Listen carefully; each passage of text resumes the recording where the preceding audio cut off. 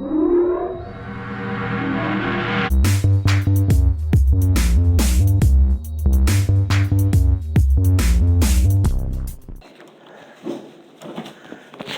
there. Hello. Are you I'm Nichole? gonna step out for a minute, yeah. Hi. Hi. Agent Greg Zettner with Colorado Bureau of Investigation. Okay. I just talked to you on the phone a few minutes ago. So, can we go to the little conference room on the end Yeah. here and talk? I'd appreciate that.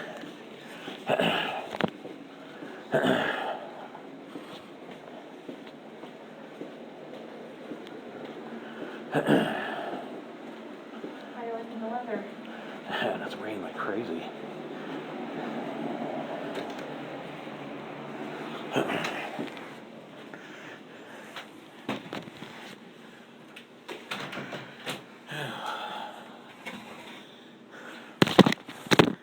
Oh, goodness.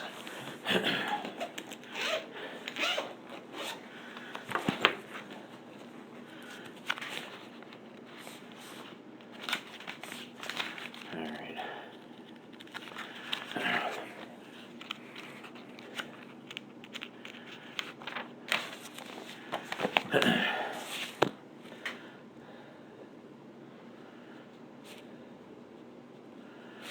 And is it Nichole? It's Nickole. Kole? And, I'm sorry, what did you say your last name was again? Do you want my married one that happened a month ago, or because it hasn't changed yet, or the one that's on my driver's license? What's on your driver's license? Right now, Utoft, but How do you spell that? Utoft, but that should change tomorrow, hopefully. Okay. To Atkinson? Yeah, Atkinson. Okay. And that 970 number, that's what I called you on? Yeah. That's the best number for you? yeah. Okay. And what's your home address? 229 Florence Avenue, Florence. Firestone.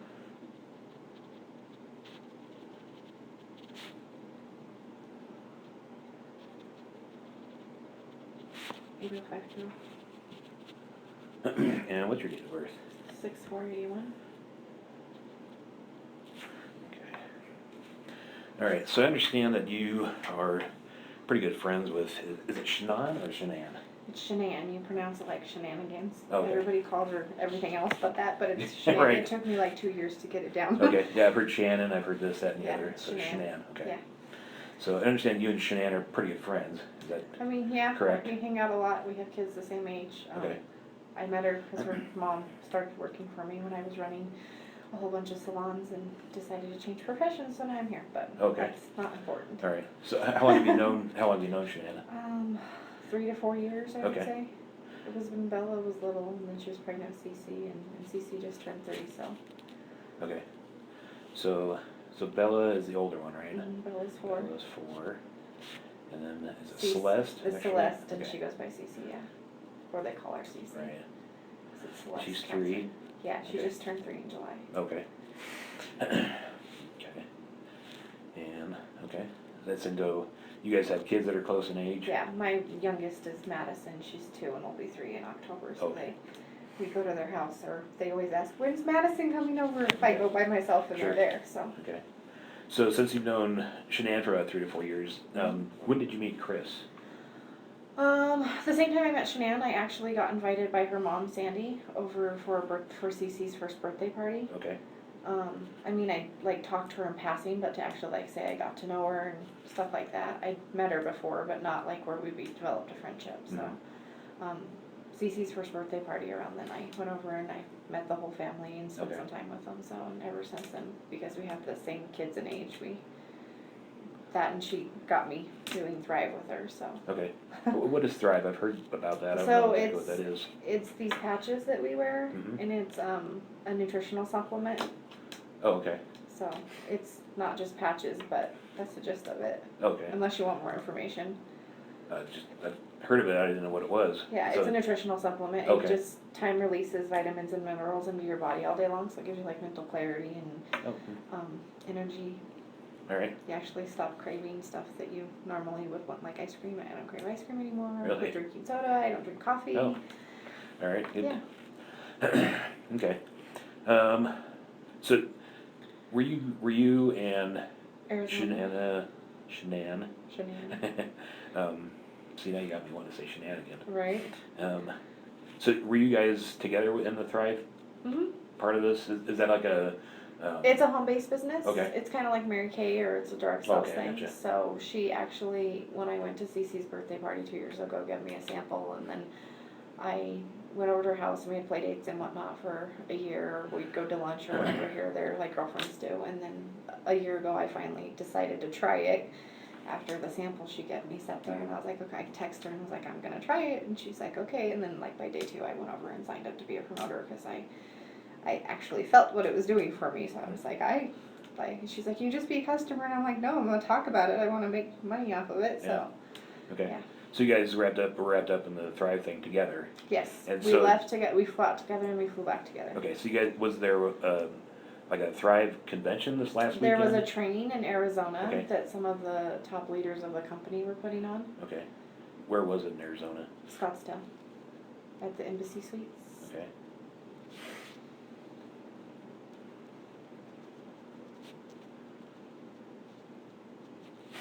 And so you guys went there, when did you guys go?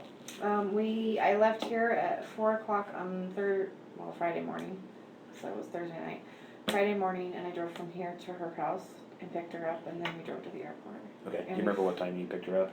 I was around 4:30. In the morning? Mm-hmm. Okay. You guys have a really early flight, I assume? Yeah, we flew out at 7. Do you know, I airline? can pull it up. It was Southwest. Southwest? Yeah, I can show you the boarding passes if you want. They're on my phone. And you flew from here to Scottsdale? Phoenix. Phoenix, okay. It's about 20. That's Sky Harbor, is that right? Yeah.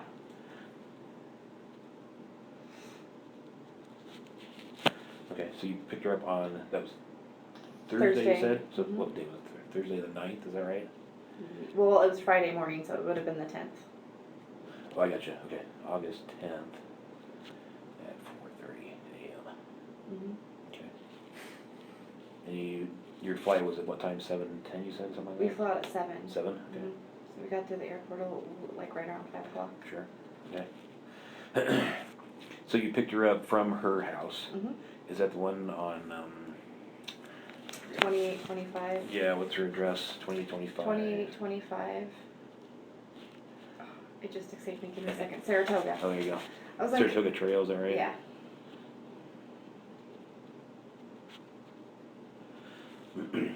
Okay. And did you go inside? Nope. Did you Because just the wait kids out were front? sleeping. She Okay. said, just text me when you get here. She was actually waiting on the front porch. Oh, she was? Yeah. Okay. So you didn't see the kids, you didn't Mhm. see Chris? No. She was just on the front porch Yeah. with a bag, suitcase? She had a carry-on suitcase in her purse. Okay. You remember what color her carry-on was? It's black. It's in the house sitting right by the stairs. Is it? Okay, I haven't been in there. So carry-on. Did it have It was wheels? sitting there. Yeah. Okay. Like your regular carry-on? Yeah, I think it's like a, I don't know, it's black and has some patent leather on it. Okay. It was sitting in, because I've been in the house in the last 2 days. It was sitting right by the stairs Okay. when we went in yesterday. Okay, so you pick her up 4:30 at her house. She's got the carry-on and her purse. Mm-hmm. What kind of purse does she have? It was a Dolce & Gabbana, like beige colored. It's in Beige. the house too. Okay. I found it in her office when we went through the house. So it was in the office? Yeah, it was in her office, Okay. like right inside the door. I don't know how I walked past it as many times as I did, because when we went in, I was concerned about Shanann, Mm-hmm. because, I don't know, I can let you ask your questions, I can tell the story as you ask them, or I can just tell you, I don't know. We'll kind of muddle through this, so Okay. just go ahead, I'll interrupt if I have a question. So I was concerned because normally when we come back from these, she harasses me, and I don't want to say harass me, but she harasses me the next day, like, come on, let's call people, let's get things going, let's work business. And she didn't call it, or she didn't text that morning. Like, usually I have a text message between 6:30 and 7:30 from her if she wants to do business or wants to get together or whatever. And I had signed up a new promoter over the weekend, so we had plans to go to lunch with her at 1:30. And I woke up at like 7:45 that morning, and I didn't hear anything from her. I thought it was odd, but I knew we were both tired, so I rolled over and went back to sleep. And then I woke up, and I still hadn't heard anything from her, so I texted her. Like I said, I can show you the text. Yeah. I just have to skim through them. she's usually on the top. I texted her on yesterday morning at 8:43 a.m. asking her, how are you? 8:43. Yeah.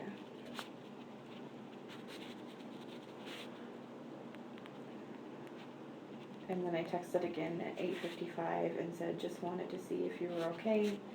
I know you're hurting a lot last night. I hope you're okay. She's 15 weeks pregnant, and she was having a lot of migraines over the weekend. And she she was tired. She wasn't eating because of what was going. Like, we were pushing food on her and water because she was dehydrated and not eating like she normally does. And I presumed it had to do with what was going on with Chris. So. All right, hang on. Let Okay. me catch up with you real quick. Yeah, you're fine. Okay. Okay, so migraines. Let me make a few notes so we can come back. Yeah.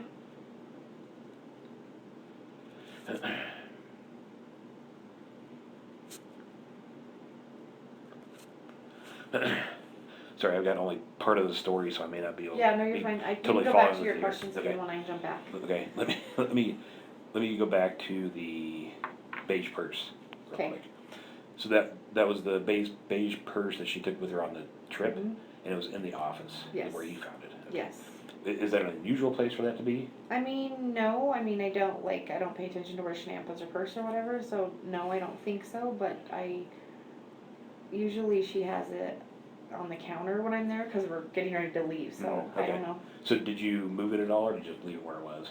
I told them I found it, and then they asked me to get it. The police officer did, and Chris. So I went and grabbed it, and I gave it to Chris. I didn't go through it. I gave it to him and let Okay. him go through it. All right. Okay, let's go.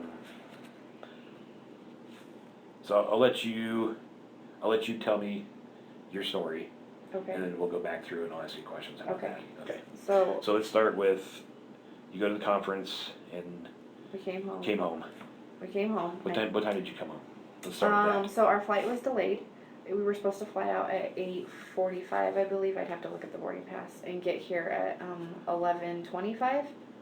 And our flight got delayed, and we didn't actually take off. I want to say it was 10:20 is when we boarded the plane, and we didn't get here until 12:45 in the morning. 12:45. Okay. And then I dropped her off between, I thought it was around 1:45 because I got home a little after 2. But the neighbor's security system has me dropping her off at 1:48. Okay. And then I went home and I didn't talk to her again that night. Okay. And what time did you get home? I got home a little after 2. A little after Like 2. it was like 2:01 or 2:03. Okay. It wasn't like we live really close together. How far do you live away?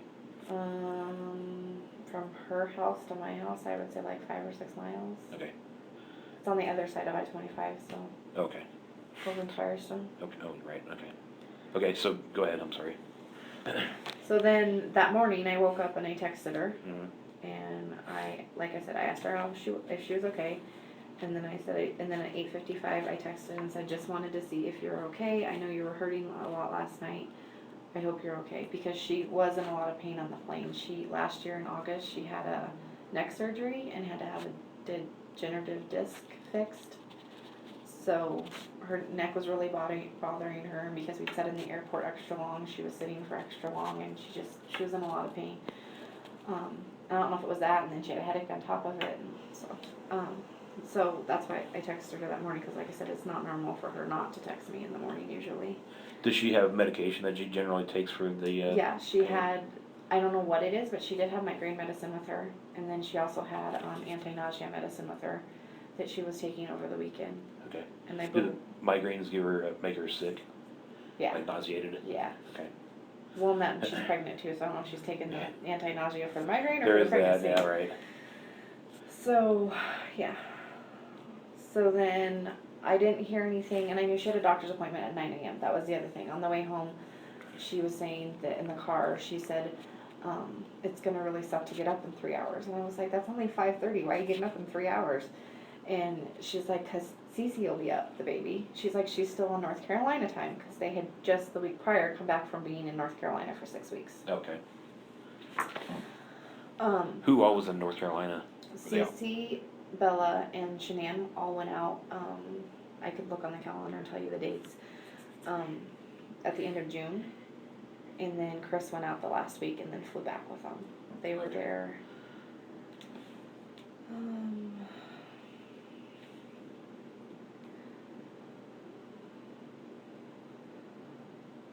Let's see. We came back from San Diego on the 25th, so she flew out on the 26th of June, and then they came back, and then Chris flew out there on the 31st of July, and then they all flew back on the 7th of August. Okay. Um, So, the doctor's appointment, was that That was- prenatal? yeah, it was a prenatal appointment. Okay.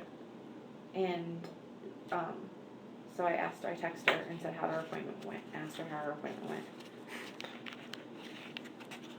Find it again.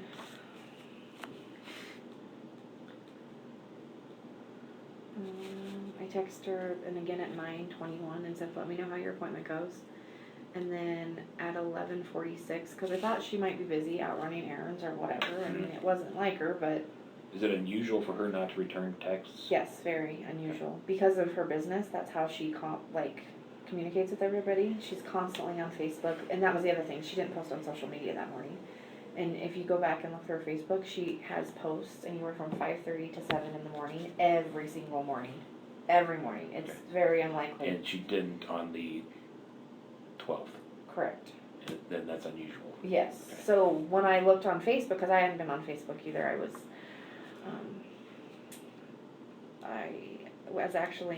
drove to Longmont around 10 to go look at a house for the other gal that was with us in Arizona. Her name's Cassie.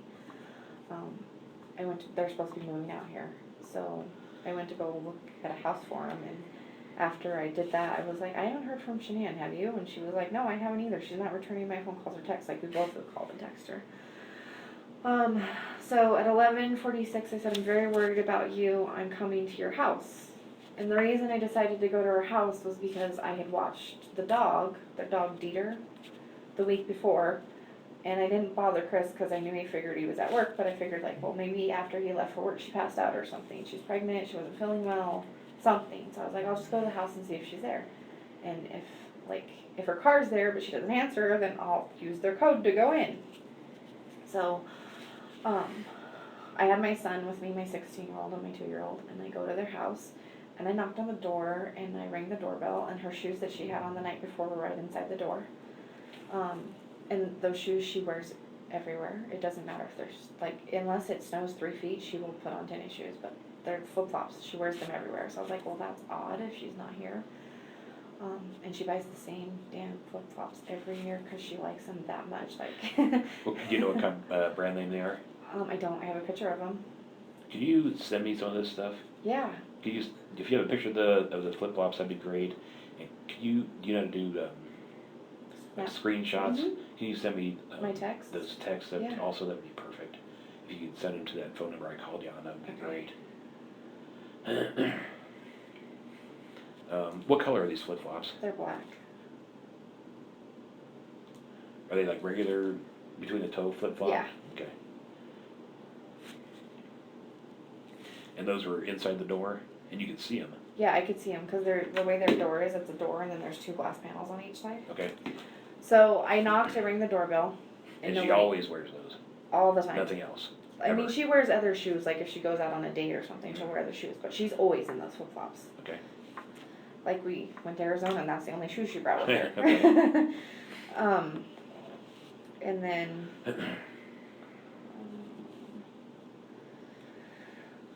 so she didn't answer. I knocked, she rang the doorbell, she didn't answer, and then I tried the code. I didn't even think to look for the car yet, but I tried the code, and then when I went to open the door, they have one of those locks like you have in a hotel room up top.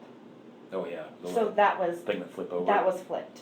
So I couldn't get in, but I mean you could stick your arm in, but you couldn't get in. Right. So I was like, So you have the code for the door. I do have the code for the door, Okay. but I couldn't. Yeah, I couldn't get Right. in. Okay. So then I was like, why would they flip this lock? The only time I know of them flipping that lock is when Cece, their 3-year-old, tries to escape. or, I mean, I don't know if they flip it at night, because I'm never there when they go to bed, but the only time I've seen them use it is when they're on the inside of the house, to keep Cece from going outside, because she's at that age where she can open the Yeah, door right. and she escapes, so. So the lock was flipped, and I was like, I yelled through the door, nobody answered me, and then I told Nicholas, my son, I was like, because the garage panels where you can see in, it was too high for me, I'm like, come look and see for cars in the garage. And he couldn't, so then I backed my car up and pulled it up closer to the garage, and he stood on my hood to look and see, and her car was in the garage, and I'm like, why would, like, in the back door they have a sliding glass door too that you can see from the front door, and they have one of those things that comes down. That was locked Katie too. bar? Yeah. That was locked too, and I'm like, and the dog was put up, and I don't know if they cage him all the time, but as far as I know, they only do it when they leave the house, so I don't know. And then, I don't remember at what point, I mean, I could look at my phone, but I did call Chris and said, I was like, Chris, I'm worried about Shanann. She's not at home, or I said her car's here, but she's not at home, and, do you know where she's at? Like, it's not, I haven't heard from her this morning. He then told me that she did not take the girls to daycare and they were going on a play date. And then I turned around and I was like, well, if they went on a play date, why doesn't she have her car? And then he proceeded to tell me, he's like, I don't know what Shanann's told you or hasn't told you, or if you know any of this, but he's like, and I'm not trying to bring you into our personal stuff, but me and Shanann are separating and we're going to sell the house. And at which point I said, Chris, your personal stuff is none of my business. That's not my concern right now. Either your wife and you will work things out or you won't. But where is your wife? Because she doesn't, like, she goes everywhere in that car. She's paid for by the company. Like, it was just odd to me that the car was there. Does she have any other mode of transportation? No, that's her only vehicle. Okay. The only other vehicle they have is his work truck, and he's not allowed to drive anybody in it but him. Okay. Like, he will drive home from work, drop off the truck, and pick up the other car to go get the kids from school if he has to. Okay. What time did you call Chris?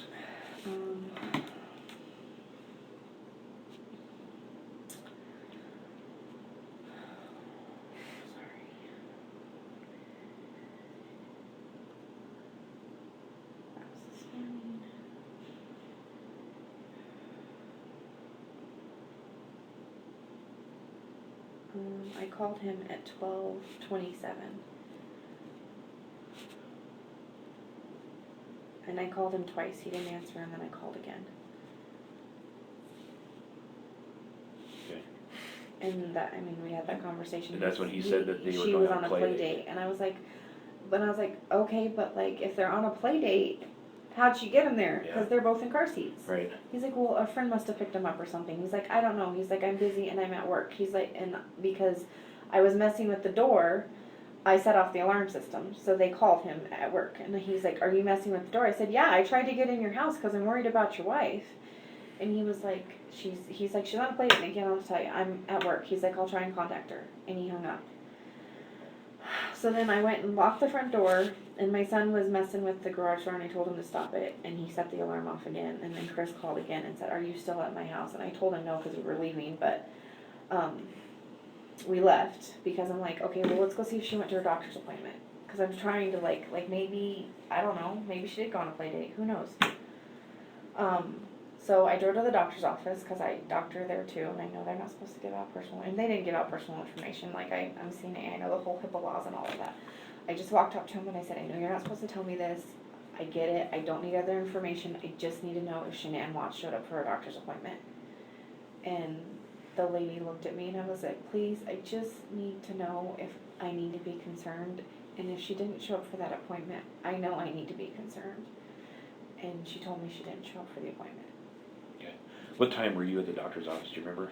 Well, if I called Chris at 12:27, it's probably like 15 minutes from their house. I can give you the address of the doctor's office. Yeah, if you know it. It's 6, yeah, because I go there all the time. It's Okay. 651 Nichole Way. And it's in Erie, Colorado.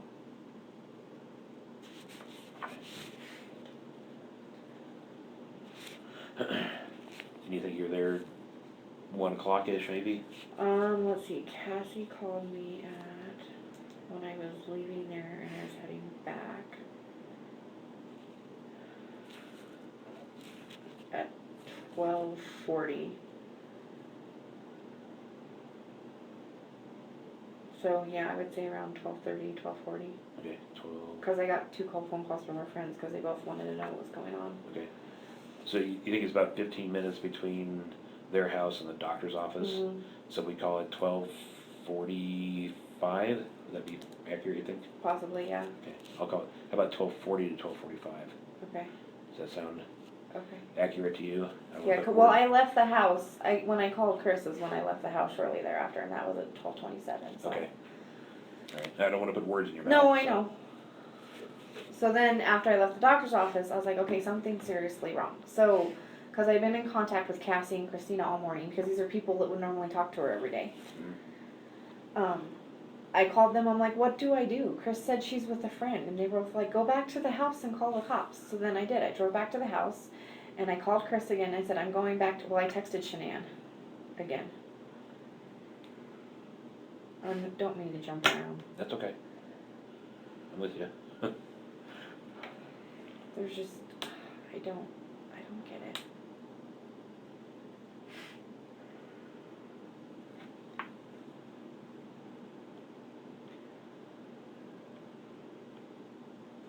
Sunday, Monday.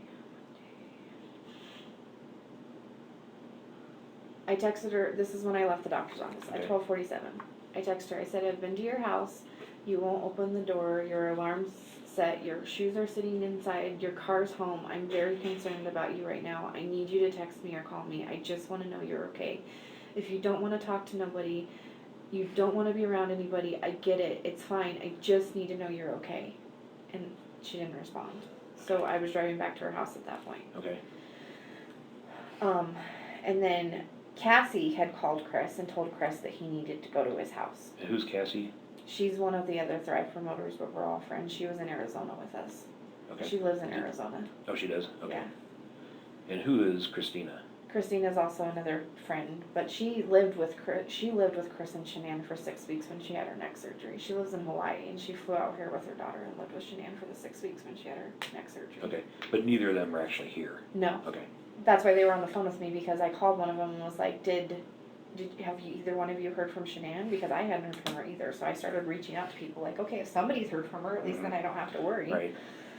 Okay, so you text her at 12:47 and you're going to her house. Right. What happens now? So then I'm talking to, within all of this time frame, I talked to Kurt, I think I called Chris again. I talked to Cassie, and she said that she had talked to Chris, and he was supposed to be at his house and be there in 30 minutes. And I was like, well, I'm on my way back. So I called Chris at 12:41. 12:49 you said? 12:41. 12:41. I called him at 12:41. Okay. Did you talk to him at that point? I can't remember if I talked to him or he didn't answer. Okay. I don't remember, because I called him again at 1:31, because by this time I'd already been back to the house. Okay. And Cassie had said that he was coming back and he'd be there in 30 minutes. So that was in the time frame that I was driving back to the house. Okay. So I don't remember if I talked to him, to be honest with you, at the 12:41. Okay. But I did talk to him at 1:31 because he wasn't home yet and he should have been there if it was only going to take him 30 minutes. Right. So, and by that time I called the Frederick Police Department at 1:31, because I called Chris at 1:31. I called Chris and said, Chris, where are you? You said you were going to be here in 30 minutes. He's like, I'm on my way. I'm on I-70. I'm 45 minutes out. I said, well, I'm calling the police to do a health wellness check. And I honestly couldn't tell you at that point what he said or didn't say. Okay. The phone call was, I don't even know. We'll tell you details.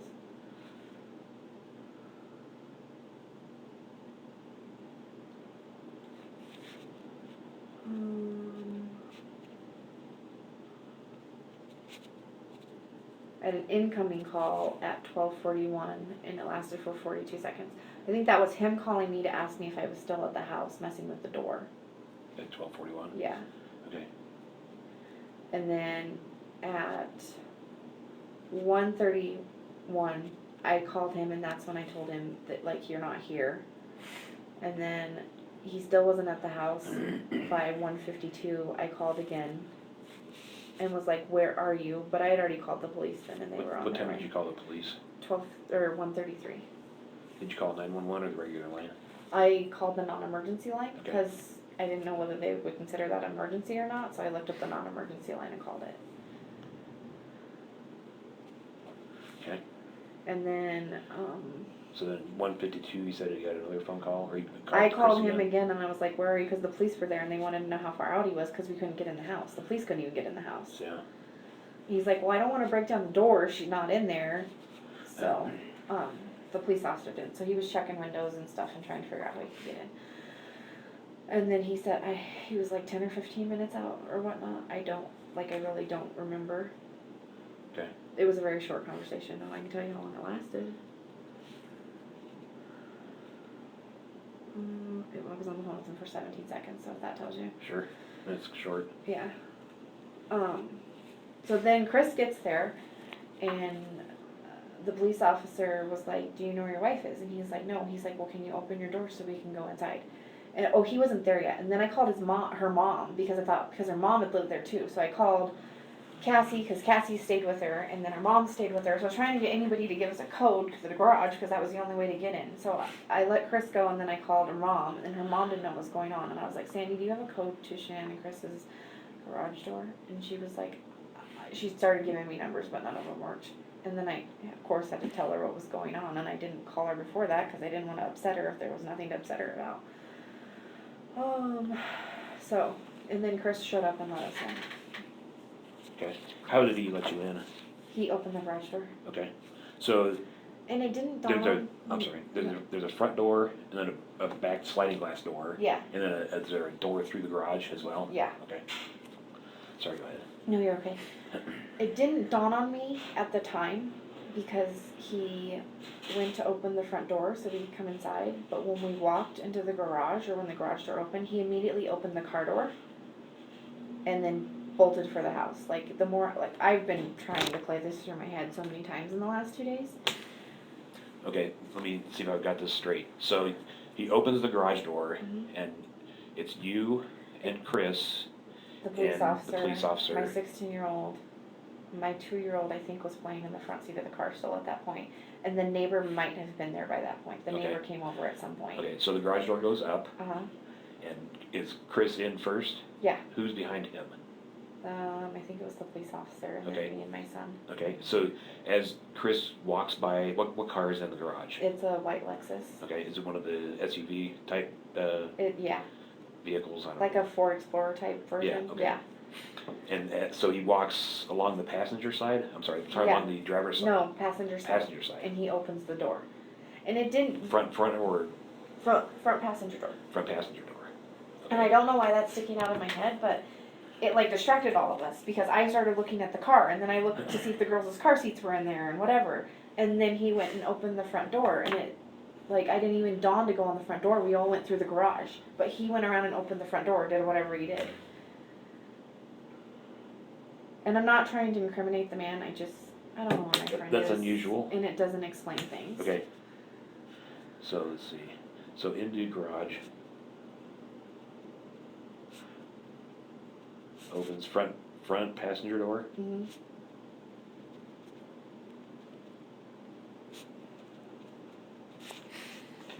You think that was an effort to delay? I don't know, and it could just be me, my mind, you know what I mean? I'm just trying to, replay the events of what happened. It just was odd to me, if we're looking for them in the house, why did you open the car door? Yeah, It was odd. that is unusual. Okay, so I assume that delay wasn't very long. No, it was probably 30 seconds, 45 seconds, I don't even know, it wasn't that long, but we went in the house, but I know I was because I looked and the car seats were in there, I'm if she's with friends, why are the car seats here? How many friends do you know carry around extra car seats? Yeah, none. So, yeah, so that's where, the more I've thought about it since yesterday, I'm why did he open the car door? That's something you do after the fact, I think. I'd go inside and see if somebody was in there or if they were okay. So, Okay, so then you go inside, we're inside. okay? You can go ahead. And everybody kind of split. The police officer and him, like, everybody kind of split because we were looking for Cece and Bella and Shanann. Like, everybody just kind of split up because at this point, I don't know what you guys are considering this or not considering this, but at this point, we all split up and we're just looking to see if we can find them. Downstairs, upstairs, everywhere. Every room, everywhere. We're just looking. And they're nowhere in the house. They're nowhere. Like, Okay. nowhere. Can you describe the house, inside of the house for me? I mean, is it in shambles? Is it No. messy? Is it No, neat? it's clean. It's neat and Is it clean. always that way? For the most part, I mean, the girls might have a couple toys out here or there, but no, it was really clean. Like, and Shanann's, like, I'm sure you're gonna go in her house at some point. She's very OCD. Everything's labeled. It has its spot. Okay. It doesn't move from that spot. If it does, it gets put back in that spot. Like, yeah. Okay. Do you notice anything unusual? Does it smell weird? No, it just. Is anything out of place that I you mean, I could say notice? it felt weird, but It felt weird. it felt weird. Let's talk about feeling weird. I don't know. By that point, it felt like it had an eerie feeling to it. My mind wasn't in a good place. Okay. Because it didn't. She never leaves that car. Like, that car goes everywhere with her. I mean, unless she's out of town and Chris needs the car because he has the girls, they always have that. She's always in that car. So, I don't know, it was just weird to me that the car was there. Her shoes were by the front door. Okay. So would it be fair to say that for her to leave the house without her shoes and that car, it's out of character. it's very unusual for her? Yes. And it got worse as we went on. So we all split up and we're looking for things. And then I'm not sure how we all ended upstairs, but we all ended upstairs at one point, and Shanann makes her daughter's beds every day.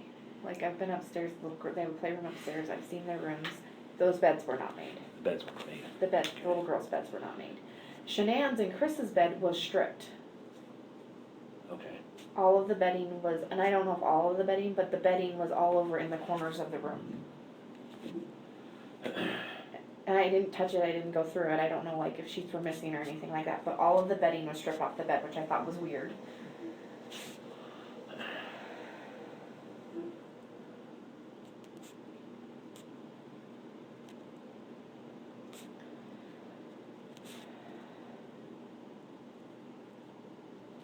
And then the police officer had asked if she had her phone on her, and we didn't know at that point. And then like 5 minutes later, my son was like rummaging through the pillows on the sofa, and he found her phone shoved down in the cushions on the sofa. Okay. All right. Let me back up to the bed real quick. Okay. Okay. So just so I'm clear, so the girls' beds were not made, and that's unusual. Yes. Okay. And then the bedding for their bed, which I would say was a master bedroom. Yeah. You can see it from the stairs. Okay. And it was all stripped off and then like piled in the corner, or? Yeah, there was a pile over in, like, if you were facing the room this way and the bed's right here, there was piles in the both of these corners. Okay. So it's in two corners.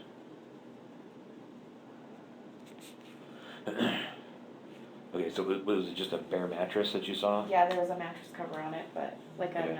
I don't know if it was a mattress pad or just a mattress cover, but there weren't any sheets or blankets or pillows on it. Okay. They were all on the floor, which I thought was odd because Shanann usually doesn't start a project unless she's going to finish a project because of her OCD-ness, if that makes sense. Okay.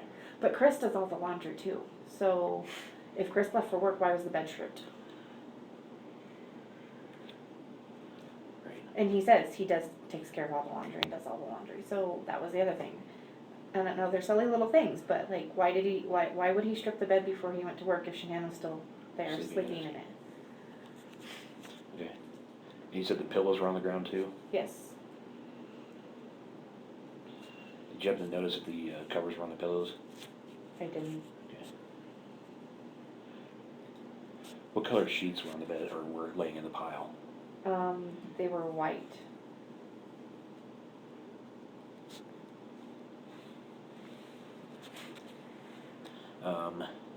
Any blankets or anything like that you noticed? Yeah, there was blankets. I couldn't tell if that, like I said, they have like a down comforter or a duvet. Okay. That was on the floor. I don't know if it had an actual cover on it or not, or if it was there. Like I said, I didn't touch. I tried to touch as least as possible. Okay.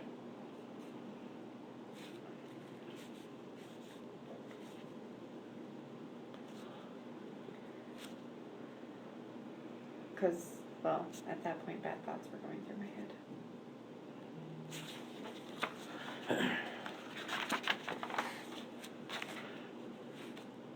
Okay, so after you leave the anything else in the master bedroom that you noticed? Well, we weren't in the master bedroom, I just saw that from the, like, I peeked in the door and saw it, I didn't Okay. actually go in yet. So then, I turned around and the police officer had asked if she had her phone.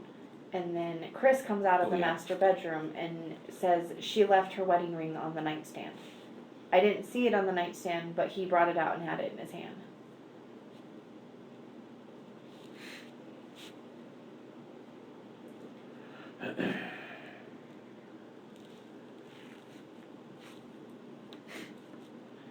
Did she have it with her Yes. in Arizona? It was on her hand. I mean, I don't think, the only time I've ever seen her take it off was when she had her neck surgery. Okay. Because she can't have jewelry on when you have surgery. All right, tell me more about the phone. So my son, like I said, he was rummaging through the pillows because we were trying to see if her phone was there. Because if it was, it's usually where people normally put phones or whatever, by the bed or whatever. I don't know why he chose to look in the sofa, but he did. He's a 16-year-old. I don't know. So Where is the sofa? it's right outside. They have so you have Chris's and Shanann's room are right here. Then there's a playroom over here and a bathroom, and then there's a laundry room right outside their bedroom. And then there's like a family room, and then across the hall is the girls' rooms. Like not a hall, but like the corridor or whatever you want to call it, the family room. Okay. The girls' rooms are right across there. And is this a 2-story home? Okay. It's well 3. It's got a basement too. Okay. So my son found the phone, and it was stuffed down in the Yeah, cushion. I'm sorry, where is the couch again? Like, So it's in the family room? yeah, it's right outside their bedroom. Okay. Like maybe 5-10 feet from the bedroom. Okay. Or more like 10 feet, I guess, because it's like you have to walk around the corner and over to it. Okay, he just starts taking off the cushions? Yeah, he was just, because it's one of those couches that has the base cushions, and then it's got a whole bunch of like throw pillows on it. So he picked up her phone and it wasn't on. Okay. And then at that point, because I had called her mom and I had called Cassie, we were all on the phone together and they were on speaker. So they heard everything that was going on and everything that was being said. And the police, As you're walking through the house? yeah, because her mom was saying, like, look here, like, see if this is here. And I'm like, Sandy, calm down, let's first see if she's in the house. So, we found her phone, and Chris turned it on. The police officer asked him to turn it on. So they turned it on, and then it needed a code. I didn't know the code, but Cassie knew the code. It was the baby's due date. Okay. So we put that in, and then the last text and call that she had made was to Chris. Because they popped on he started doing stuff to it, Chris did. Shanann's phone's an iPhone, I can't run iPhones, yeah. Did you happen to see what time that last text was? I didn't, I mean, and I don't know if it was a text, it was just like on the call log or whatever. I'm pretty sure it said, I don't know even know if it said Chris, I just now started to see, it could have said Cassie, whoever texted her last, I don't know. So then, I walked away from the phone. I went downstairs because Sandy was like, Nikki, go look and see if the girls' meds are there. Because Cece, the 3-year-old, well, Bella too, but not as bad as Cece. They both have asthma, but Cece's highly allergic, like EpiPen, anaphylactic shock allergic to tree nuts. So Shanann always carries those stuff on her, like their inhalers, their EpiPens and stuff like that. So her mom said, go see if you can find the girls' medicine. So I went downstairs and I looked in the cupboard where I knew the medicine was. And I didn't see it, and I didn't even notice it till like a couple times passing or whatever. The thing that she carries them in, it was on the counter, but it was under the cupboard and it was like back in the corner. And I just I don't know, franticness, wasn't paying attention, but it was there. So she did not have the girls' meds with her. And then because we found the phone, she was like, is her purse there? And I'm like, I don't see it anywhere. So then I started rummaging through the house trying to find a purse, and I didn't find it. And I'm like, no, her purse isn't here. I was like, so maybe she did go somewhere with the girls, like thinking that she did. And then,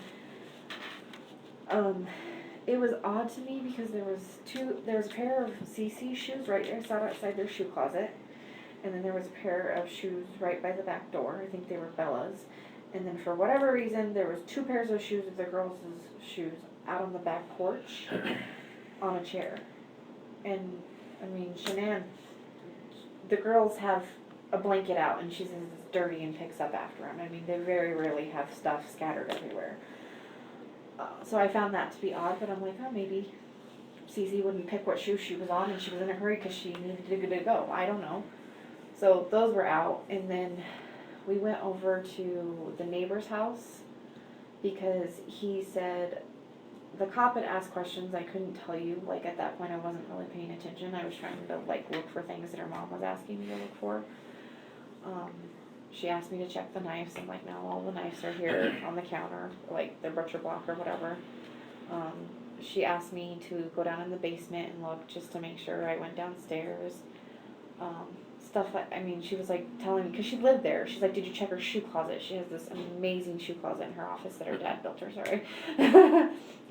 But I was like, Sandy, like, they're not here. I don't know what to say. They're not here. Then at some point, the neighbor said he has security cameras that face the driveway. And he said it only picks up motion. So he has it time clocked of when I dropped her off and when I left. But it doesn't show Shanann getting out of my car, and she got out of my car and got her luggage and then went up to the house. And I backed up, but I sat there for a second to make sure she made it in the house and shut the door and everything was fine. I can confirm she was in the house. And she went in through the front door. Mm-hmm. Okay. So, yeah. And I don't know if she flipped the lock after, I don't know. But she did go through the front door. And then he had security camera of that, and then he had security camera of Chris backing up his work truck to their garage at 5:18 in the morning and loading something up in it. And that's when my mind went bad, like really bad, because what would he be loading up at 5:18 in the morning? And Shanann yells at him, and he doesn't go out the garage because the garage is right below the girl's bedroom, and it would wake them up. He always went to and from the front door, as far as I know. Okay. I assume the police took that video. I think they got it today. I went back over because I talked to Fox 31, just doing a plea, like, if you're out there, please come home, please contact somebody. And they were there at that time. The neighbor said they asked him for the surveillance, if they could call, he could call his or whatever, not insurance, security system place and get the video sent over to him. And they were there with a K-9 unit too, so. Okay. I mean, and this whole time I'm trying to be as cordial to Chris as possible, but I don't know. Yeah. I think you said several times that your mind went to a bad place or something to that effect. Because her purse, well, then we found her purse. So then after we saw the videos, we go back in the house, and I found her purse right inside the door of her office. And I went in her office several times. It was like tucked right there by the door. I just walked past it. Was it behind the door? No, it was like right next to the door. Like, the door was open, and then on the opposite side, it was sitting right inside the door. Okay. So did it appear like somebody was trying to hide it, or just? No, it I think she just, like, out of the somebody way? set it right inside the door as they were walking by or whatever. So,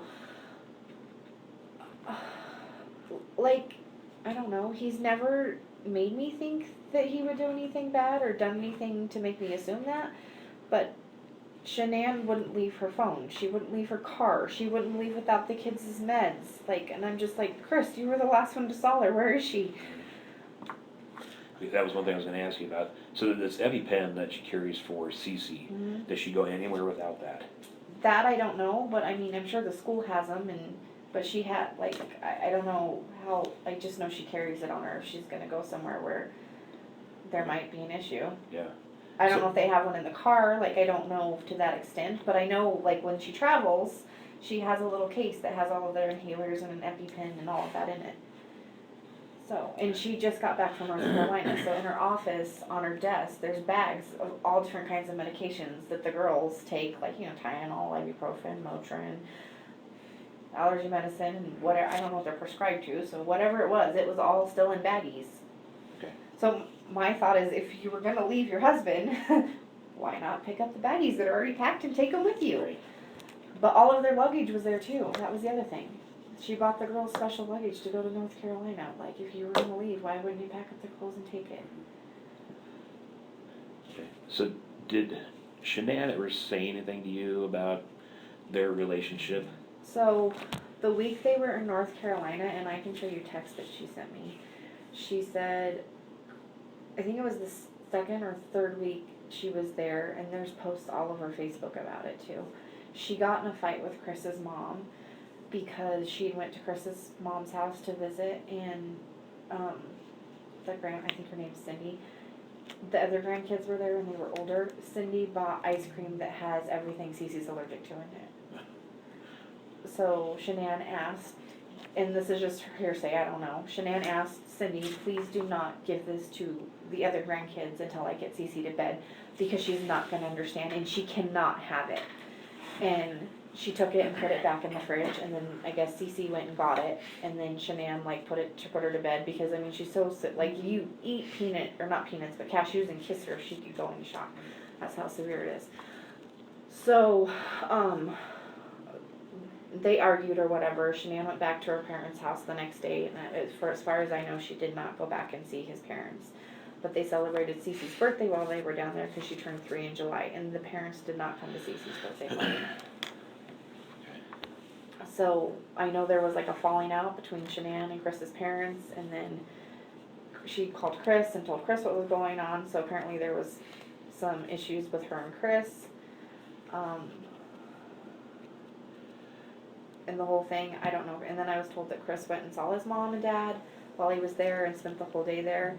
And Shanann's mom, Sandy, and Shanann both said that Chris was not himself when he came back. And then, like, I knew something was up because of Facebook. I didn't ask. I figured she'd tell me when she got back or whatever. I mean, we texted a couple of times, but she was on vacation, spending time with her family. She didn't post pictures of her and Chris that week. Like, I don't know, they hadn't seen each other for 5 weeks, so it was a little odd that they weren't in pictures together or being lovey-dovey or whatever. So I didn't say anything. I just found it to be odd. There wasn't any pictures of Shanann either, and Shanann takes selfies all the time. Okay. Like, it's an every morning ritual of a selfie, and you point to your DFT because you're trying to promote it type thing. There wasn't pictures of her very much that week either. So, and she texted me I don't know if she texted me, I'd have to look back at them. She either texted me or I'm pretty sure she texted me. She called me I think like once, but she really couldn't talk. She was around Chris the whole time. And I can pull it back up if you want me to. I mean, it was a couple weeks ago, but I save all my texts. I've learned the hard way with employees. Texts are important. She's basically just said that she didn't know what was going on. He was acting weird. She hadn't seen him in 5 weeks. He wasn't touching her. They weren't cuddling. He wasn't holding her hand. Like, he wasn't sleeping in the same bed with her, which I find that really odd. So is that all of that? That was new? prior, yeah. Oh, that's new. So prior to this. Oh, prior to North Carolina, like, not to give you intimate details, she said that they were like screwing like rabbits, and he couldn't get enough of her, and they were doing it in the pantry where the girls were in the other room. So to go from that extreme to I don't want to touch you is odd. Okay. So prior to the North Carolina trip, there was no indication from No, Shanann I went on a trip with them. that their relationship was on the rocks, anything like that? No. Okay. Right before she left for North Carolina, I was in San Diego with her and Chris. We won a trip through Lavelle. We were all on a trip, a paid trip by them to just enjoy San Diego. So I was with them for 4 days right before she left for North Carolina. So. And how were they then? Lovey-dovey, taking pictures together. I have tons of pictures of them together on my phone. So I mean. Okay. Yeah. I don't even know where I was in the conversation or what you asked me last. Oh, so they had the falling out. So Chris was acting weird, right. And then she texted me and said things were bad, and that she didn't know what she did or what was going on with Chris, and she thought that it was his parents, and the only other time he's ever acted like this in their marriage was right after they got married, and it was because his parents didn't go to their wedding. And that So his parents not like her? No, they do not like her. Yeah, they do not like her. His parents do not. Do you know the reason for that? I don't per se. Like, I've met the parents, like, in passing. I've never spent time with them. I don't know. She can be bossy. But in a good way. I mean, it's not like I've teased her because I'm like, you're so bossy, but she's trying to, like, push you to do good things and, like, motivate you. It's not like a bitchy bossy. I don't know. But, I mean, I don't know what she's like with Chris when I'm not there, so. Right. But yeah, she told me through text. She's like, girl, I'm gonna need you more than ever when I get home. She's like, I don't know what's going on wrong. I don't know what I did. I don't know what I didn't do, basically. And I was like, okay, like, I'll come over, we can talk, whatever. And I was supposed to watch the girls when they got back because they had the ultrasound video of the baby to find out what they were having. Because the next weekend when we got back from Arizona, which would be this weekend, we were supposed to do a gender reveal party for them. So they flew in Tuesday night late, and I was over at their house Wednesday night before we left. I went over and watched the girls, played with them, painted their nails, that kind of thing, hung out with them. My mom and dad went. But Chris was really weird when he came home that night. He did not say hi to me. He did not acknowledge me at all, which is not normal for him. He'll, like, give a hug, or he'll acknowledge that you're there. He'll say, hey, how you doing, whatever, and then he'll go on in his merry way and do whatever. He did not talk to me at all that night. That was Wednesday night? Yeah. Okay, that would have been the And I mean, 8th. they were in a hurry or whatnot, but because he was running late, so I literally got there when he got there, and we, like, bypassed, but he didn't say anything, and he seemed really, like, uptight, would be a good way to put it. Okay. So they leave and go to the doctor's appointment, and then they come back, and she gives me the envelope of what the baby was going to be. And I said, okay, we'll find out in a week, like, and she was like, and then I started, she's like, don't open it in my house, and I was like, oh, fine, I'll wait till I get to my car. So I go home, and then she texted me that night, and she said,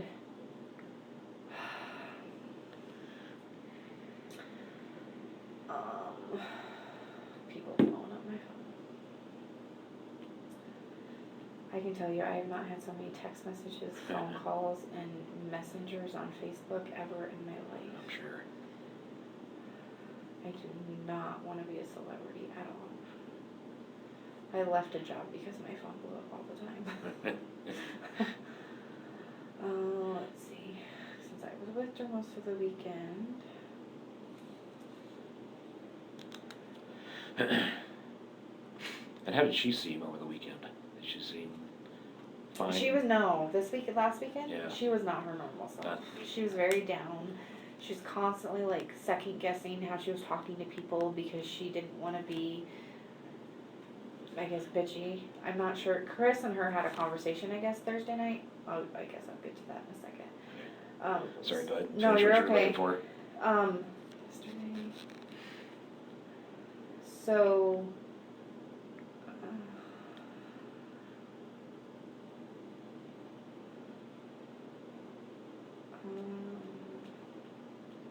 so they go and come back, and while they were gone, I asked how she was doing, and I pitched in her pictures with the girls. And I was like, oh my god, this is going to be so hard not to, like, tell her what it was once I found out. And then she texted me that night. I texted her at 9:46 because I knew by then. I said, oh my god, this is going to be so hard. She texted me at 9:55 on Wednesday and said, Chris said we're not compatible anymore. He refuses to hug me. Said he thought another baby would fix his feelings. Said he refused couples counseling. So no gender reveal. So she canceled the gender reveal party. Okay, so that's Wednesday night. Wednesday. So that would have been the... Was it the 8th, 9th? I think so. It would have been the 8th. 8th.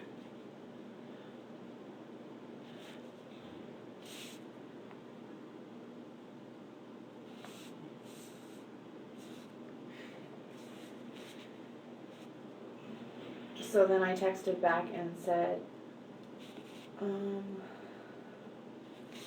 what? I don't understand. What does he want to do then? And she said, no gender reveal. She's like, I'm putting my friend's thoughts. I don't want to fake a happy Chris. I was like, I'm putting my friend's I'm not putting my friends through a fake happy Chris. And then again, I said, because it wasn't coming out, it says con gender reveal. I was like, is she trying to say no gender reveal? So I was like, so no gender reveal, question mark. And she said no. And then me and another girl was doing it. I said, do you want me to tell Taylor, or do you want to? And she asked me to tell Taylor, so then I later texted Taylor. And then I said, okay. And she's all, he doesn't care that he's hurting me. And I said, what does he want you guys to do? And she's like, he's done. He said he will work it out. How do you work that out? I was like, what does that mean? Because I didn't know, like, what does that mean? I'll work it out. That's what Kristen said to her. I said, you don't work that out if you're not willing to work on it. And then she said, can you tell me what I'm having? I need some happy news, please. And I said, yes, I can. Are you sure? She was like, yes. And she's like, I'm not telling anyone, though, not even Chris. I said, can I come tell you in the morning? I'd really like to tell you this kind of news in person and not through text. I didn't say not through text, but I said, I'd really like to tell you in person. And she said, sure. I said, or I can come tonight and tell you, like, right now. And she's like, no, it's okay. I said, are you sure? I will. Because by this time I was texting, it's a little after 10. And then I was like, I just want to see your face. She's like, it's okay, I'm still crying right now, so I'll wait until a.m. And I said, I can come over now. And she's like, no, it's okay, I'll wait. And I don't know if you want to know the text message, but she said I might go masturbate to relieve stress. So, you know. And then I talked to her by that point, because this next isn't until Thursday afternoon. So I did go over the next morning.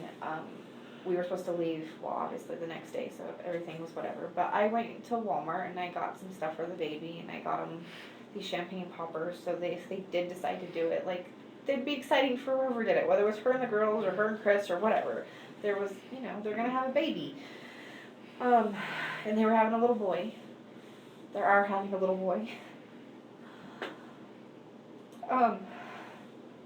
And she asked him if, and I took it to her house and said, like, it was in a little bag or whatever, and I said, here, if Chris wants to do this with you or whatever, and she said he wanted to wait to find out with her that night. So I gave her the bag and I stayed for a little bit, and then because she was trying to, like, appease him or make him feel better or whatever, she wanted to put him mow in the backyard, and I was like, Shanann, you're not mowing the backyard, it's like 80 degrees outside. And she's like, I just need you to help me get it down the rocks or whatever. So I ended up mowing her backyard for her before I left, because I'm like, I'm not gonna let you mow the damn backyard. I'm just not. So I mowed her yard, and then I went home and did my stuff, and I talked to her. She said, what if, because her anniversary with him, like their dating anniversary, I think was the next day, on Thursday. So she's like, do you think I should ask him to go away so we can work on things while I was there? And I was like, I mean, you could. I mean, I don't know what he's willing to do. So she did text him, and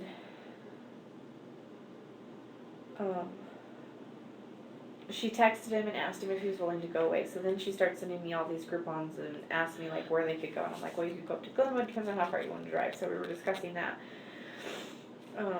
So she's texting me all those Groupons and stuff. And then she asked me about when I worked, because she was trying to find someone to watch the girls so they could go. And then we stopped texting at like 11 o'clock that night because I was here at work, and she asked if I worked on the 17th, and I said yes. And then I was like, question mark, and she said nothing. And I was like, it's not nothing if you're asking what's up. Like, she usually doesn't ask when I'm working because there's usually something, you know. And then she texted me at 3:29 and said she was up and showered, and I said I was counting down the minutes and wishing that I had a shower because I've been here all night. And then she said, text me when you leave, and I said when I get out to the parking lot I have to change. And then I texted her I was on my way, and then I picked her up, and then we went to the airport. Yeah. So, and I didn't see Chris that morning, I didn't see the girls, but she was off all weekend. I mean, we were constantly telling her, like, eat Shanann. I carried a water bottle with me all weekend, and I was constantly giving it to her, telling her to drink, because she kept saying she had a headache.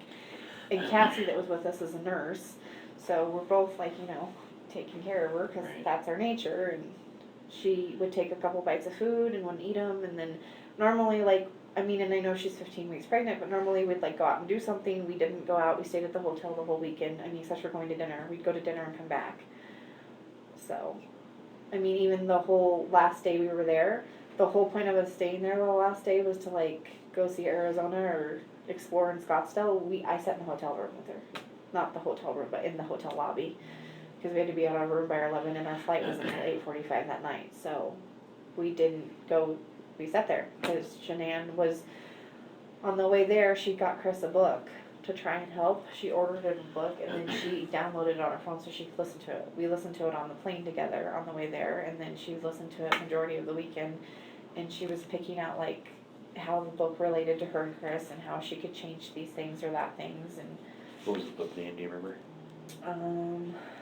I don't, but I could find out for you. I know the friend that referred her to it. Okay. Do you want me to text her real quick? Yeah, if you know it. So actually, I was gonna have you text a bunch of stuff to me, if you would. I would appreciate it. Can I have a separate piece of paper? Yeah. Yeah. And I know I asked the detective earlier that called me, but I wasn't trying to be non-cooperative or whatever. I've talked to so many people. I'm sure. I was like, I need to go to work. Sure. You just kind of be for a little bit. Okay, so what did you want? All right, so let's see. Let's go in reverse order. So the text string that you had with her on the 8th of August, starting at about 9:55, where she talks about he says he's not compatible and he's done. Okay. Will you send me that text string? Yeah.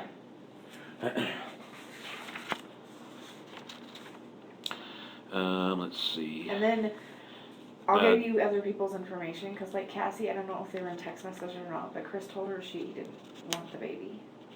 We did. Mm-hmm. Yeah, if you'll put I can write down everybody's information. yeah, if you write down Cassie and Kristina as well. And then if you'll do the photograph of the shoes.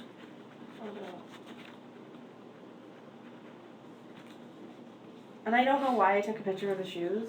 I really don't. It's just like when I was walking through the house, I'm like, well, that's odd. That's odd. Because, to me, I don't understand why the police officer let us go in the house. Yeah. Well, I mean, at that point, it's still at this point where it's still a missing person. Right. But, he let us touch things and go through things. And that's where I'm like, I don't know. I've watched a lot of crime shows. Right. I understand.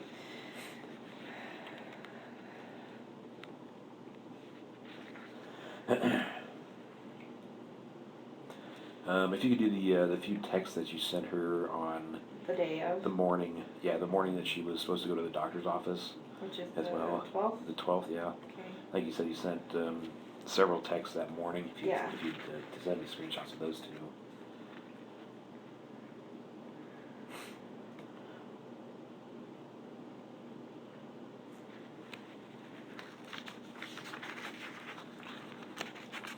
And Chris has been corresponding with all of us over the week. There's 5 or 6 of us that. Has been? Yeah. So I'll give you all of their numbers. Yeah, if you would, that would be great. Well, he wasn't really corresponding with me, but he talks. Cassie's husband Josh. I'll just put Cassie and Josh. He confides in Josh. Okay. Are they good friends? They met through Thrive, but on all the trips we go on, they hang out together. And then Cassie came out to visit, and they stayed at their house. And, Okay. I mean, they're bros.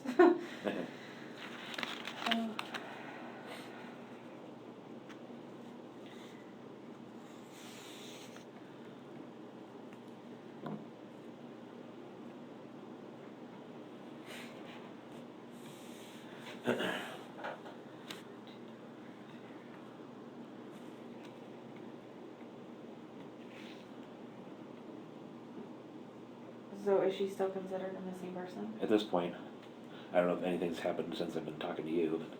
Well, because the lady that called me, she's like, we have some more evidence we need to talk to you. And I was like, okay. Yeah, I think a lot of it's just a clarification thing.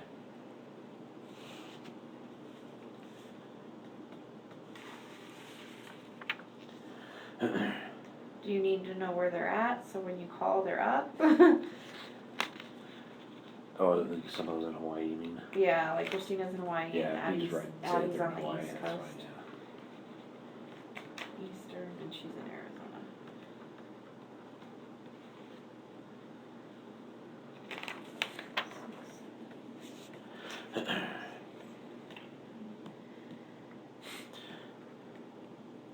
Do you happen to take pictures anywhere else on the inside of the house? I can look, I don't know why the shoes stick out to me, probably because she wears them all the damn time.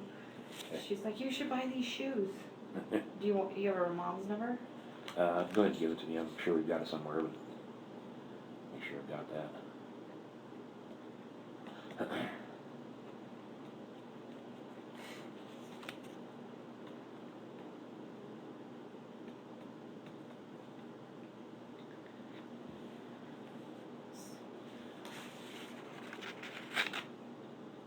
Why, can I ask a question? Sure. She's a missing person and because of the children. Why haven't they issued Amber Alerts for them? Well, with an Amber Alert, there has to be specific actionable information, like they were seen with this person, and that person then presents a possibility of bodily injury or death to them. Okay. Since we don't have, at this point, an indication that they've been actually kidnapped or anything like that, that's the reason it hasn't been an actual Amber Alert. That doesn't mean that it can't evolve into that, but if we just issue Amber on missing people all the time, Right. it loses its effectiveness. Okay, then you want... I was going to ask you, any indication of infidelity on either party? So, this weekend, this is one of the things that happened this weekend. Chris said he went to a Rockies game on Saturday night. Who'd he go with, you know? People from his work, I have no idea, that's just, he wanted, yeah. He went to a Rockies game on Saturday night, so, they got a babysitter for the girls. And Shanann was texting with the babysitter to check on the girls throughout the night. But we were in Arizona, so they're it's an hour difference, right? Mm-hmm. An hour later. Chris wasn't home by like 9 o'clock, which she thought was odd because it was an afternoon ball game. And then she checked her bank statement and he went out to dinner, which that's not odd, but the total was $60-some. And she's like, why would he spend $60-some at dinner? And I'm like, maybe he had some beers, I don't know. You remember where that was? The Lazy Dog in Westminster, off of 144th and I-25. It's in that Orchard Shopping Center. Okay. So What kind of restaurant is that? it's like a bar and grill type thing. So you'd have to work at it to get $65. Yeah, well, that's what we were talking about, because I'm like, well, we went out to dinner tonight, and it was a Mexican restaurant, but it was a bar grill type thing, and, I mean, I had some drinks, so I was like, well, my bill was $47 tonight, and she was like, Nikki, $63, yours was $47, and it was one person. I'm like, well, yeah, but we didn't have appetizer and dessert. I was like, so maybe he, like, was treating himself, trying to make her feel better, because she was, and then she called him. I don't know if she called him or texted him. I think she called him because me and Cassie went down to the pool. And she said she called him. She said she was going to call him. So I don't know that she actually talked to him because we weren't in the room. But she said that he wasn't home yet either. He didn't get home until 10:30, which she found that to be odd because it was well after dinner. And she knows when he gets home because their security system tells you when you open the door. All right. So, she asked him what he had for dinner. And again, she's trying not to accuse or be snarky. So he said, oh, I had some salmon and a beer. And she's like, oh, okay, we'll save the receipt because I need it for taxes. Because, sorry if she writes off anything. So then she gets off the phone with him or whatever. When we come back, she's upset. And she was like, what did he spend that on? And I don't know. And she looked up the menu and he said he had salmon and a beer. And she's like, that's only like $30. Where's the other $40? I'm like, I don't know, Shanann. Like, if you ask Chris to save the receipt, you'll have to look at the receipt. I was like, maybe he bought one of the guys dinner because they bought him something at the ballgame. Like, who knows? So then she started going through their bank statement to see if there was any high charges while she was gone, because they don't have that relationship where he spends whatever he wants, she spends whatever they want, the bills get paid, you know. It's like, you want something, go buy it type thing. So there was that, and then the phone conversations were very small. Usually when we're on trips like that, they talk for 20, 30 minutes. She'll talk to the girls sometimes, they'll FaceTime. They weren't doing any of that. They sent pictures back and forth. There was no pictures, and the reason, or at least I don't think there was, because Shanann usually shows her, be like, oh, look at Cece or Bella doing whatever. There was none of that. And then, he let her go because he said he wanted to work out or something whenever she talked to him last. So she let him go, and then the next day, I can't remember if she talked to him that morning or not, but it was very sparse throughout the day. He was gonna take him to a birthday party of the girl that babysat, I think the brother or something. And through people commenting on Facebook and all the stuff that I've seen, he was at the birthday party. The guy said he was at my house, and I don't even remember his name or where I saw it, but I did see that on Facebook. Okay. And then she called him that night when we were at the airport, and I figured she talked to him for a little bit, but it was a very short conversation. She wasn't talking. She like walked off. She's like, "Will you watch my stuff? I'm gonna go talk to Chris real quick." And she came back, and it couldn't have been more than 5 minutes. I was like, "Are you okay?" And she's like, "No." She's like, "I didn't talk to him all day or hardly at all this weekend, and he wants to work out. He started working out while he was on the phone with me, so I just let him go." And Chris didn't used to work out like this all the time. I mean, with Thrive, he's lost 70, 80 pounds, and he's gotten really fit in the last 6 months. Where does he work out at? In their basement. They have it's her mom calling me. I'll call her. Okay. So, and then we came home, and she was upset because she's like, he didn't even want to talk to me. And then I did remember seeing a text from him because she texted him and told him our plane wasn't going to get in until about 1:32 in the morning because of the delay. We weren't sure, because at that time we weren't sure. They were estimating, we were waiting for the flight crew to get there. And he said, "Holy crap, that's late," and something else, but I remember the "holy crap, that's late." And I didn't see any text after that. And I know Shanann was in a lot of in pain and a lot on the plane, because she wouldn't sit still. She kept moving and readjusting and trying to get comfortable. Yeah. Okay. You have any knowledge about their finances? I mean, were they in debt up to their eyeballs? Were Yeah. they rolling in it? Were they? I would say, I don't know. I collected their mail while they were in North Carolina, and there was a lot of mail. I didn't go through it or whatever, but I mean, yeah, I think they were having financial issues, because it was always, she makes enough money that their daughters go to a really high-end preschool and stuff, like private school. That's what I just wrote down. What? Vista Ridge? Is that where Yeah. they go? Okay. Vista Ridge, yeah. They go to Primrose Vista Ridge, and I mean, that saved, by her being in North Carolina, that was a $2,500 savings that month. So, if that tells you anything. Yeah. I work nights, so my children go to daycare 2 days a week. So, but, I mean, he works in the oil fields. He's got to make good money. I mean, I don't know. We don't talk about finances, Right. but. Okay. But your impression was that they had a significant amount of debt. Would that be a fair statement? Yeah, because I know they filed bankruptcy before. Okay. She's made that statement. And I know that they have, because she's always very, meticulous. Not like that we don't go out to lunch several times a week or whatever, but she's like, well, I need to go here because it's cheaper, or, she thinks about how she's spending her money. Okay.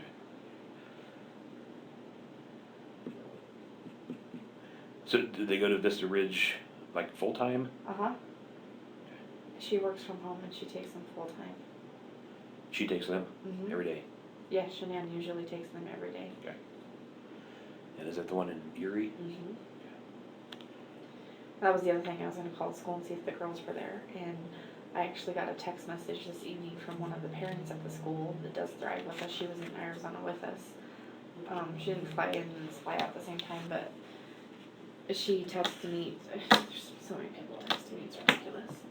And she said that one of the other moms, I have that too, one of the other moms at the school said that they heard Chris call yesterday morning and say the girls weren't going to be there.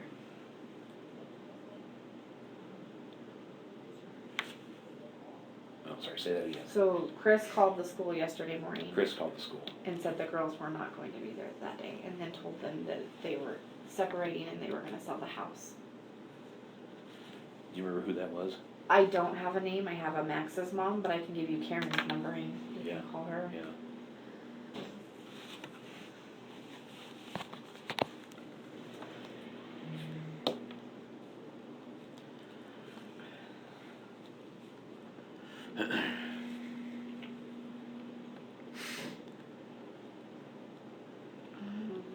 Let gonna put friend of girls school.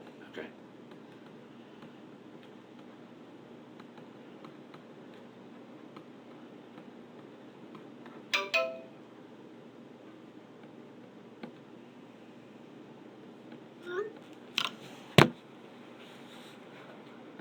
Okay. Alright. Anything that we haven't talked about you think we need to? It's funny. I was talking to Cassie on the way to work and I was like, I'm losing my mind. I don't wanna forget anything. I don't wanna, I think she texted me and told me a list. I know that sounds horrible. At least I thought she did. Well, yeah, you were gonna check for pictures, other pictures. Oh, yeah.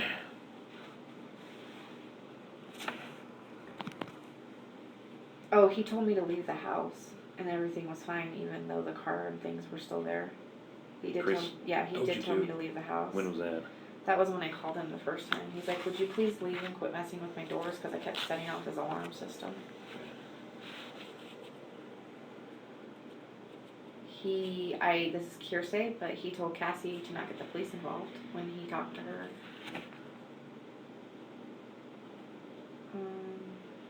Oh, he mixed up his stories with everybody. So he told me that the girls and Shanann were on a play date.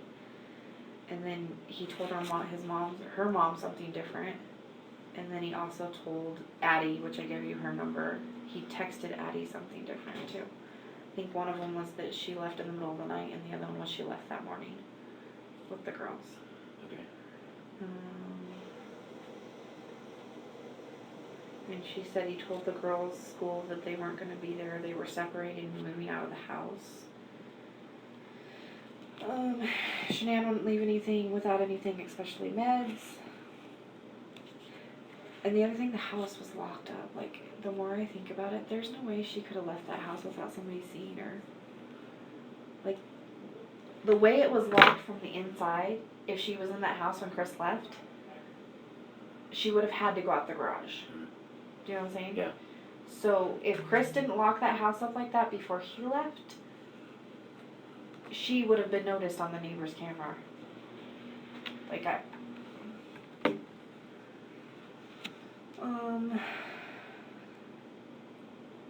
she said Chris is being cold, not himself at all, yelling at the kids more often, and just not himself. Oh, and because of the company he works for, and he has to go to oil wells, there's a GPS tracker on his truck. Yeah. So. We're aware of that. Yeah, I already told him that yesterday, so. Alright. So. She was sorry. Yeah, she was. Other Just pictures, getting actually. sidetracked. Other pictures, I'm sorry. You're the 3895789. No, that's 9303895 5846. Yep.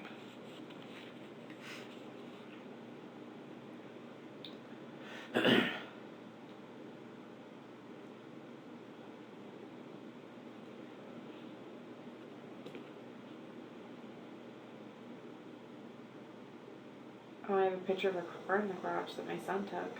Okay. Yeah, that'd be good too. Oh. Before we opened the garage. Let's see, I'm in the texts.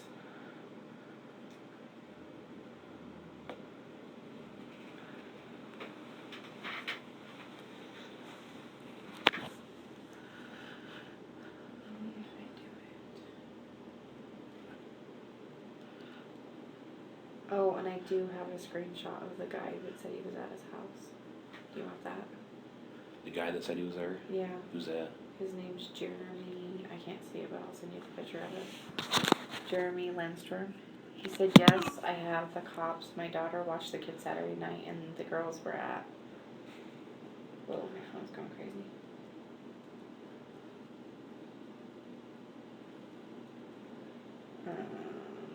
And I don't know why, but I sent you a picture of a screenshot of an update that Amanda had sent. Let's see. And then you wanted mine. I sent you the one from that morning. But you wanted the one from the day before, right? The 8th? Or before we left? Yeah. one where he talked about that they weren't compatible. Yeah. Yeah, that'd be great. If you would.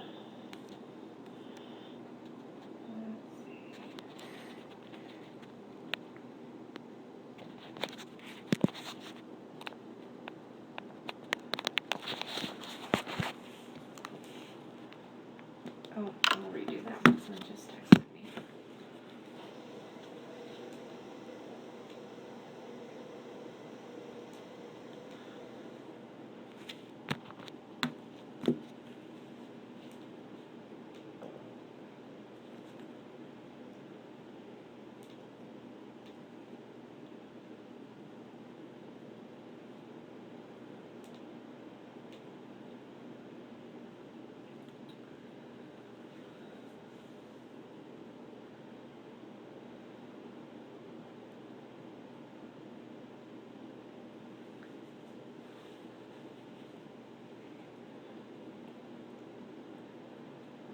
Okay.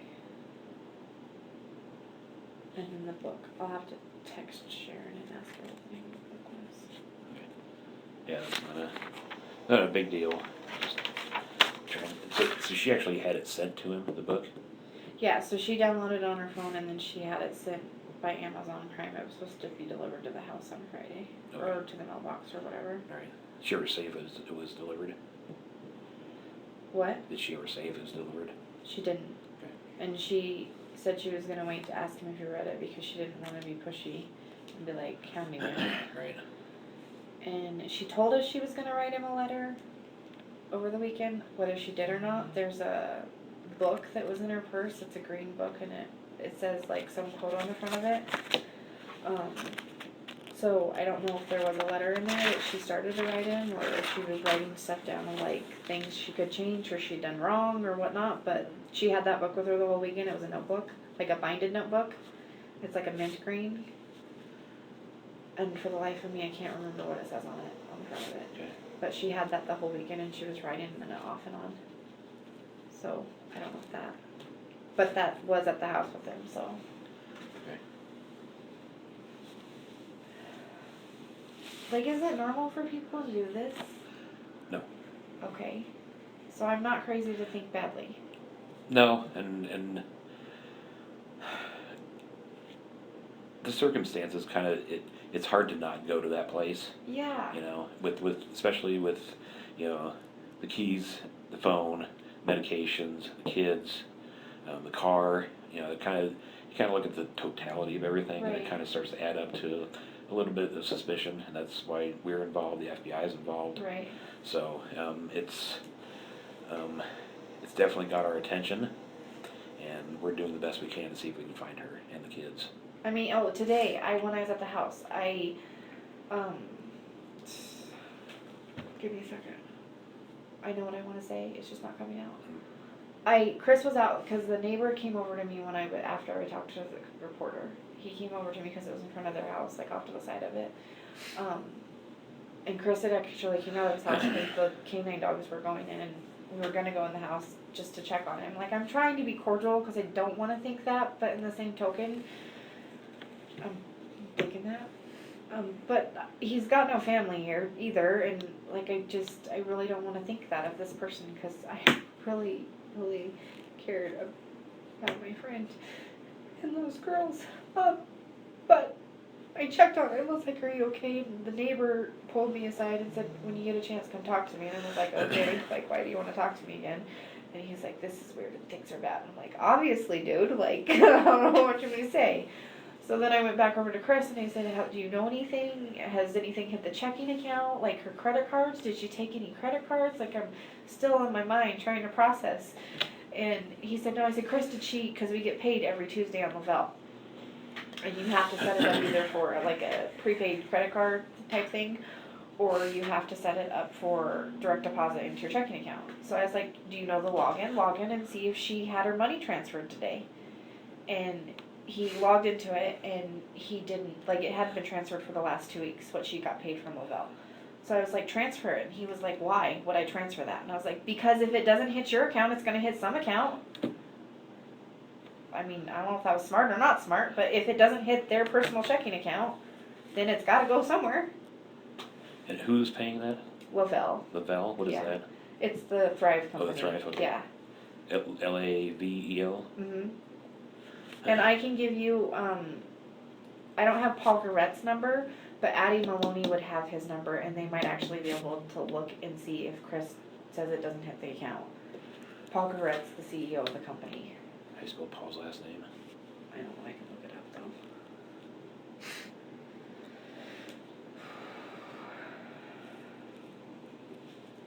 How funny. He just posted 22 minutes ago. Gravette.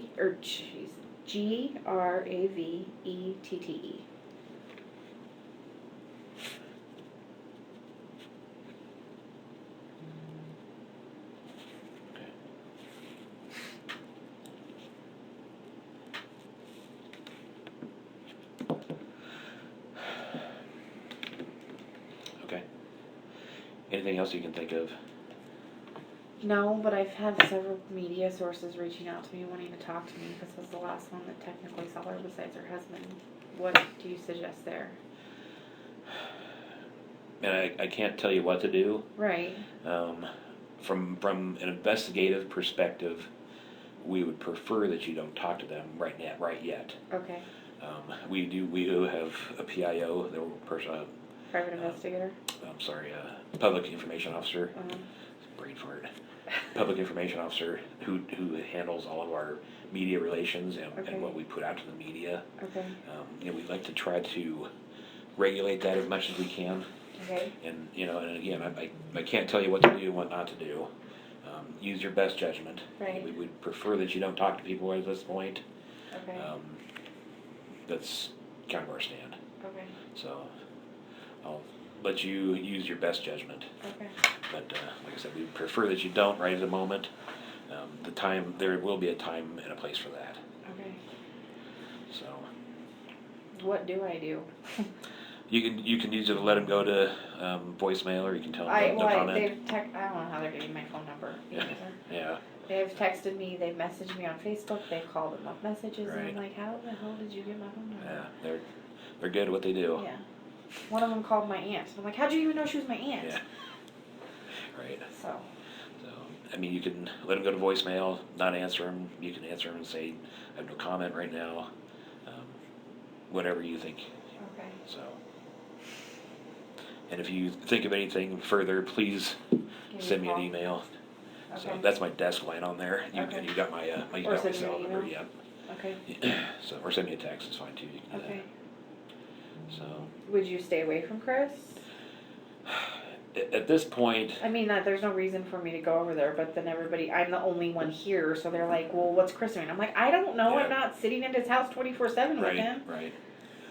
So I mean, and I understand your desire to want to be involved and try to I don't help. necessarily in that sense. I don't understand. Yeah. No, I get it. Oh yeah, sorry. Thanks. And your list. Oh, Do you yeah. want that? Yeah. Yep. Do you want that? So,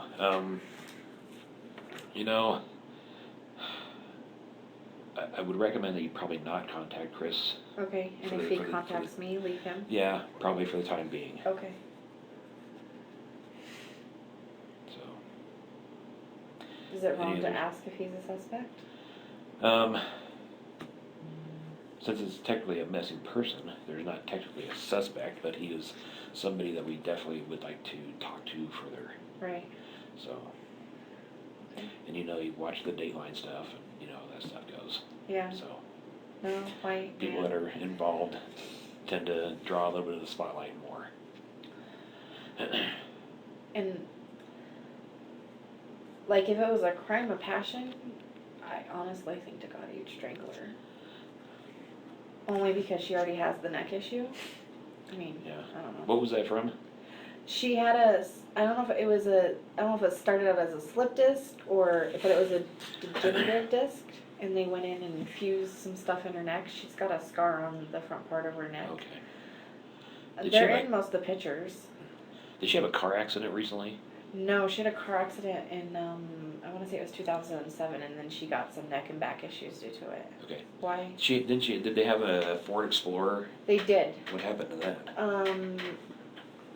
I can't remember if they owned it and sold it, or if it was on lease and the lease was up and they didn't re-sign the lease. Okay. but they got rid of that about 6 months ago, 3 to 6 months ago, because they both earn, so through Lavelle you can earn a car, and if you hit certain criteria, if you go and purchase and lease a car of their the car list, then they'll pay you $800 a month or $1,600 a month for your car payment. Whoa.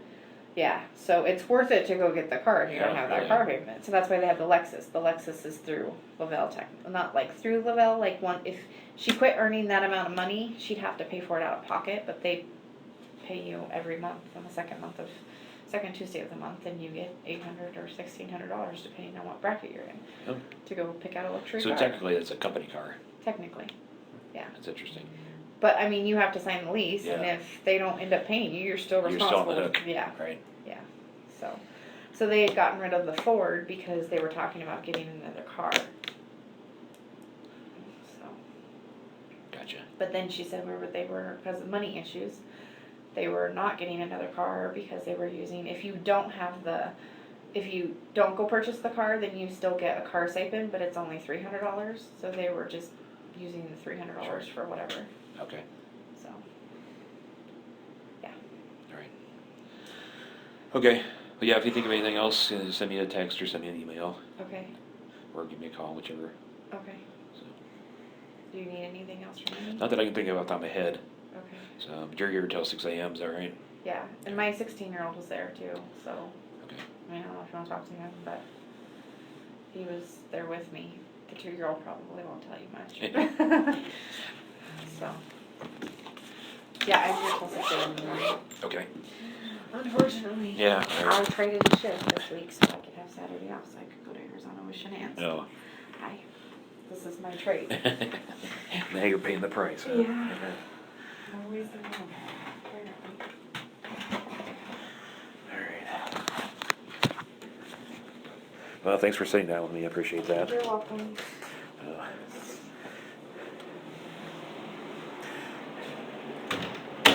Good night.